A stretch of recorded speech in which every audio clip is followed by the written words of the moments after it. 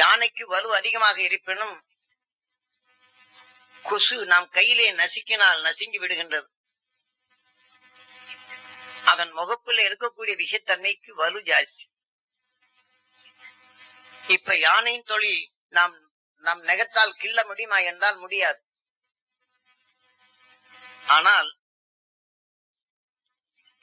அந்த கொசுவோ அது மனத்தால் நுகர்ந்து அதில் இரத்த நாணங்கள் எங்கே ஓடுகின்றதோ அதன் பாதையில் தன் முகத்தை கூர்மையாக ஊடுருவச் செய்து அந்த இரத்தத்தை குடிக்கின்றது. யானை மிக வலிமை கொண்டாலும் இந்த கொசுக்கு அஞ்சி வாழ்கின்றது. நீரில் குளிப்பதும் அந்த கொசுக்கள் தன்னை தாக்கிடாது மீண்டும் மண்ணை வாரி தன் மேலே தூவிக்கொள்ளும்.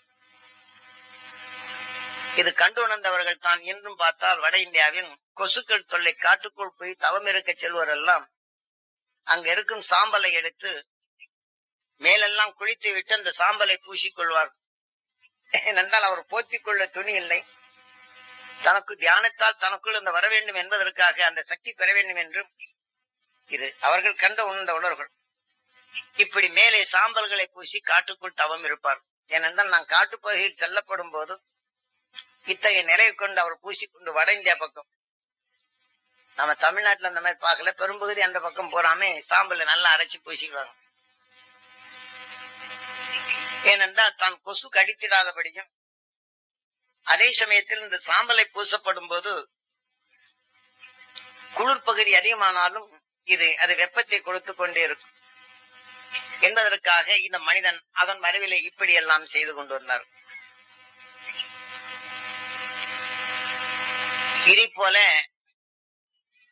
இந்த யானை அதனுடைய அழிவுக்கொப்ப நீரில் குளிப்பதும் தூசிகளை தனக்குள் போட்டு அதை தனக்குள் வராதபடி அதை செய்து கொள்ளும். என்றால் அந்த கொசுக்கு பயப்படுது. என்றால் அந்த கொசுவின் நுகத்தில் அது விஷத்தின் தன்மை கொடூரமானது. ஆனால் அவ்வளவு முரடான தொல்லியும் கூர்மையாக அந்த விஷத்தின் தன்மை கொண்டு தன் வலுவால் அந்த இரத்தத்தை உரிகின்றது. அது உயிருடன் இயக்கப்படும் போதுதான் அந்த இதற்கு வலு.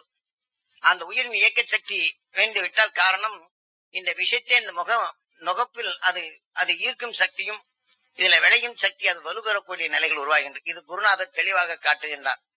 அந்த கொசுவிற்கு எவ்வளவு வலு வருகின்றது, நசுக்கினால் எப்படி அது மடிகின்றது, ஆனால் இதற்கு எப்படி இந்த வலு வந்தது என்ற நிலையை இந்த கொசுவின் தன்மை பற்றி குரு நம்மளுக்கு அது கொடுத்த நிலை கொண்டுதான் இயற்கை உணர்வுகள் எப்படி வருகின்றது